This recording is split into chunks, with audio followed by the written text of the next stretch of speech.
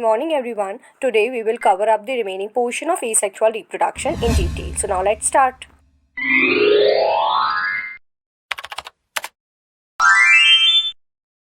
You must have heard about the scourge of the water bodies or about the terror of Bengal. अब यहाँ पे बताया जा रहा है, आपने ज़रूर से ये बात सुनी होगी कि एक विपत्ति आई थी वाटर बॉडीज़ में, या फिर हम कह सकते हैं स्कॉर्ज मतलब क्या कहते हैं हम, विपत्ति हिंदी में कहते हैं, और cause a lot of trouble, जिसने बहुत ज़्यादा बर्बादी हुई थी और बहुत ज़्यादा बर्बादी का कारण बना था वाटर बॉडीज़ के लिए, मतलब पानी में रहने वाले जितनी भी सारे एनिमल्स वगैरह हैं उन सब के लिए, प्लांट्स के लिए बहुत ज़्यादा ये स्कॉर्ज इसने क्रिएट किया था। और आपने सुना होगा टेरर ऑफ बंगाल के लिए, तो टेरर ऑफ बंगाल भी इसी को कहते हैं। अब आपको सुनने में बहुत ही अजीब लग रहा होगा कि हमने ऐसा नहीं सुना है, बट हम अब इसी के बारे में बात करते हैं।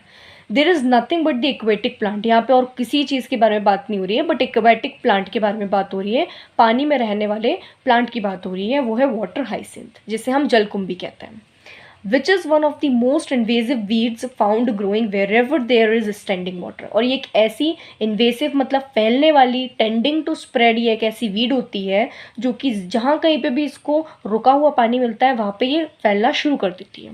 It drains oxygen from water, इसका काम क्या होता है कि ये ऑक्सीजन को खींच लेती है, ले लेती है, कहाँ से, उस पानी से, जिससे जो एनिमल्स, जो फिशेज, जो प्लांट्स होंगे उसमें वो सर्वाइव नहीं कर पाते, अब उन्हें ऑक्सीजन नहीं मिल पाता, इसीलिए। Which leads to death of the fishes, fishes फिशेज की तो ऑब्वियसली डेथ होती है, बिकॉज वहाँ पे ऑक्सीजन की कमी हो जाती है और वो मर जाती हैं, सर्वाइव नहीं कर पाती।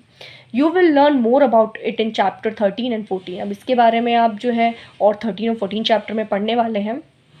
You may find it interesting to know that, अब आपको बहुत ज़्यादा मतलब जानने की इच्छा होगी और बहुत ज़्यादा इंटरेस्टिंग चीज़ है ये जानकर कि this plant was introduced in India, इस प्लांट को हमारे इंडिया में इंट्रोड्यूस किया गया था, लाया गया था, because of its beautiful flowers, because इसके फूल बहुत खूबसूरत थे, एंड शेप ऑफ लीव्स, और इसकी जो पत्तियाँ थी उनका शेप बहुत ही ब्यूटिफुल था। Scenes it can propagate vegetatively, और एक और चीज़ का प्रॉफिट ये था कि वेजिटेटिव स्ट्रक्चर्स के थ्रू ये आसानी से फैल सकती थी एट अ फिनोमिनल रेट, मतलब बहुत ही अच्छे तरीके से, and spread all over the water body. और वाटर बॉडी मतलब पानी का कोई भी आप तालाब ले लो या कोई भी आप रिवर ले लो, वहाँ पे आराम से फैल सकती थी। तो ये भी हमने क्या सोचा उन लोगों ने उस टाइम पे कि प्रॉफिट है। तो beautiful flowers and shape of leaves were the reason, जिसकी वजह से क्या होता है, इस टेरर ऑफ बंगाल को, scourge of the water bodies, water hyacinth को हमारे इंडिया में इंट्रोड्यूस किया जाता है। Since it can propagate vegetatively at a phenomenal rate and spread all over the water body in a very short period, और बहुत कम समय में ये आसानी से स्प्रेड हो सकती थी of time. It is very difficult to get rid of them, और इसी की वजह से अब क्या हो गया है कि अब हम इससे छुटकारा पाना बहुत मुश्किल हो गया है। तो यहाँ पे सिर्फ इतना ही बताया गया है हमको कि ये जो पर्टिकुलरली वाटर हाइसिंथ था, इसको हम टेरर ऑफ बंगाल कहते हैं, और ये स्कॉरेज ऑफ द वाटर बॉडीज़ के लिए रिस्पॉन्सिबल था, बहुत ज़्यादा विपत्ति लाई थी इसने, बहुत ज़्यादा ट्रबल क्रिएट करी थी। एक ऐसी इन्वेसिव वीड थी जिसने क्या किया था, रुके हुए पानी में ये बहुत ज़्यादा फास्टली ग्रो करती थी, वहाँ से इसलिए ग्रो करती है क्योंकि बहुत ज़्यादा ऑक्सीजन, वहाँ से सब कुछ ऑक्सीजन तो ले ही लेती है, ये बहुत ज़्यादा ले लेती है, खींच लेती है बहुत ज़्यादा अमाउंट ऑफ ऑक्सीजन, जिससे वहाँ पे बहुत ज़्यादा स्पीशीज़ वगैरह की डेथ वगैरह हो जाती है। हमने इसको इंडिया में क्यों इंट्रोड्यूस किया था, because of its beautiful flowers and shape of the leaves. Are you aware how plants like potato, sugar cane, banana, ginger, dahlia are cultivated. अब आपसे ये पूछा जा रहा है कि क्या आपको पता है कि कैसे प्लांट्स जो हैं, जैसे पोटैटो है, sugar cane, banana, ginger, dahlia, इनको कल्टीवेट किया जाता है। Have you ever seen plants, small plants emerging from the birds, क्या आपने देखा है कि छोटे छोटे प्लांट्स निकलते हैं कहाँ से, बर्ड से, जिन्हें हम आइस कहते हैं, जैसे आपने पोटैटो ट्यूबर में देखा। From the rhizomes of banana, banana में आपने देखा राइजोम्स, राइजोम्स जो है स्टेम मॉडिफिकेशन है। एंड जिंजर, जिंजर में भी हमने देखा था stem modification, rhizome. When you carefully try to determine the site of origin, जब आप बहुत ध्यान से देखेंगे और ये पता लगाने की कोशिश करेंगे कि जो ओरिजिन है, जहाँ से ये निकलती है, वो जो जगह है ऑफ द न्यू प्लांटलेट्स, नए छोटे छोटे प्लांटलेट्स के निकलने की, इन द प्लांट्स, प्लांट्स के अंदर लिस्टेड अबव जैसा बताया गया है, you will notice that they invariably arise from the nodes. तो आप देखेंगे कि ये कहाँ से अराइज करती हैं, नोड्स से अराइज करती हैं, छोटी छोटी नोड्स होती हैं वहाँ से अराइज करती है, छोटे छोटे स्ट्रक्चर्स, हम इससे गठान के जैसे स्ट्रक्चर्स समझ सकते हैं।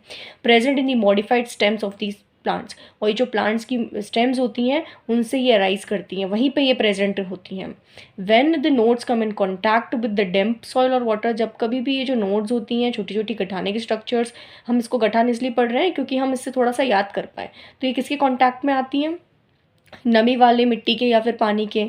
दे produce roots and new plants, तो ये जड़ें बनाने लग जाती हैं और फिर प्लांट्स बनने लग जाते हैं. Similarly adventitious birds arise from the notches present at margins of leaves of Bryophyllum. वो आपने इसी पेज के पहले जब ब्रायोफाइलम का डायग्राम देखा था, उसमें पत्तियां थी वो ब्रायोफाइलम की, उसकी जो मार्जिन्स थी, कॉर्नर्स थी, वहाँ से आपको नॉचेस दिख रही थी, वहीं से क्या अराइज हो रही थी, एडवेंटिशियस बर्ड्स अराइज हो रही थी. ये क्या है, वेजिटेटिव स्ट्रक्चर्स हैं. This ability is fully exploited by gardeners and farmers for commercial propagation of such plants. अब क्या किया गया, ये जो एबिलिटी थी, ये जो क्षमता थी वेजिटेटिव रिप्रोडक्टिव स्ट्रक्चर्स इनका क्रिएट करने की, इसको पूरी तरीके से शोषण किया गया, एक्सप्लॉइट किया गया जो गार्डनर्स थे उनके द्वारा और जो फार्मर्स थे उनके द्वारा, ताकि वो कमर्शियल लेवल पे, मतलब व्यापार वाले लेवल पे क्या कर सके, फैला सके इन प्लांट्स को और ये सेल वगैरह कर सके.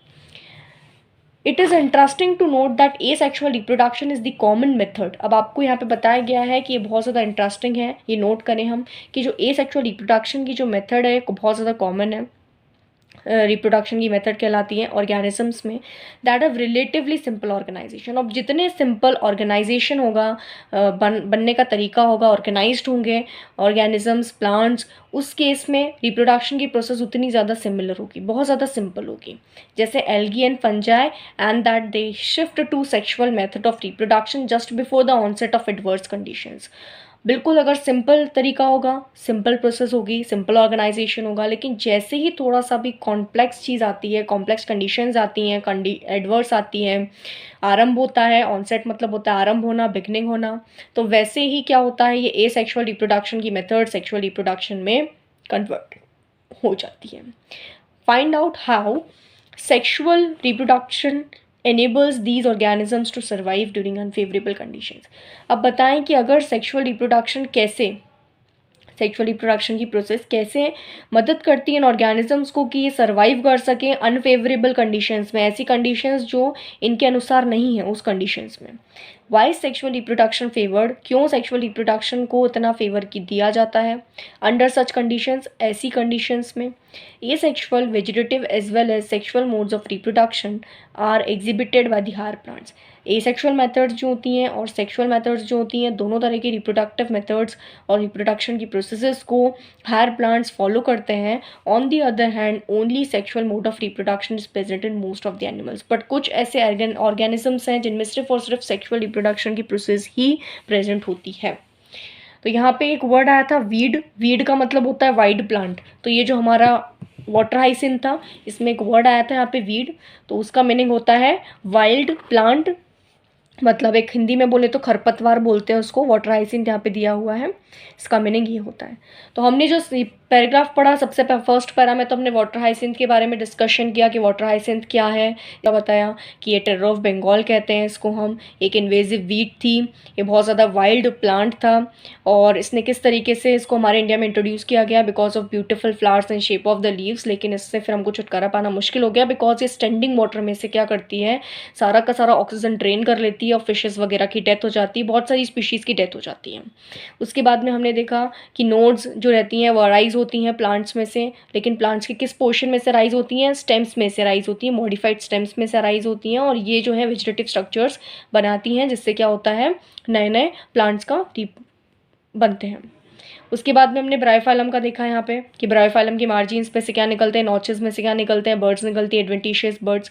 पोटैटो ट्यूबर में तो देख ही लिया कि इसमें से आइज निकलती हैं, बनाना में राइजोम्स देखने को मिलते हैं, जिंजर में भी राइजोम्स देखने को मिलते हैं. उसके बाद में हमने देखा कि एसेक्सुअल और सेक्सुअल रिप्रोडक्शन में क्या डिफरेंस आता है और ये दोनों किस लिए रिस्पॉन्सिबल है.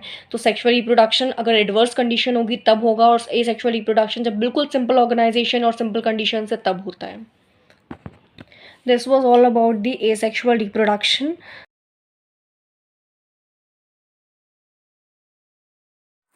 Thanks for watching. In the next video, we will be going to start about the sexual reproduction in detail from the same book NCERT. Don't forget to like.